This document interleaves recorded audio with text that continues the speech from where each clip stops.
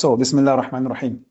So today what we're going to do, we're going to start from where we left last time, maintaining a balance in a project.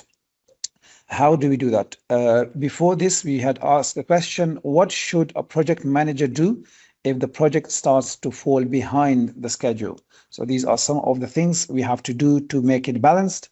First of all, we need to identify what is causing this delay or what is causing this problem, whether the issue is related to scope. Remember, we mentioned the scope would be if you want to have a NEOM project 100 kilometers, and you want to increase from 100 kilometers to 110 kilometers. So the scope increase from 100 to 110 kilometers. So that will automatically affect the time and the cost. So we have to figure out exactly is a increase happened in the scope, in the time, or in the cost. Then we have to analyze, do we need to fix our fixed variables, fixed prices, fixed costs, or variable costs? Remember, we mentioned fixed cost would be something like when we have employees.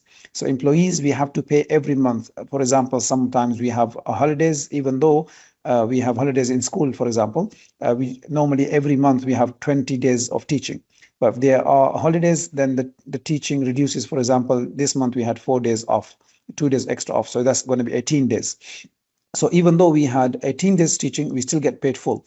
But the variable cost was electricity. If we come every single day, 20 days a month, then we will have electricity cost very high. And if you come 18 days, then that means 2 days electricity will be taken away. So this varies according to the attendance we do or we come to school. So these we have to analyze and then we have to fix it. Where is the problem? We have to adjust the plan accordingly. Wherever needed adjustment, we have to do it to make sure we do not jeopardize the quality of the project and make necessary arrangements to achieve our objectives of the goal. Because if we don't do these arrangements, then of course the quality will be compromised and the objectives won't be met. For example, you said if the scope of the NEOM is from 100 kilometers to 110, we have to adjust the time and we have to adjust the cost.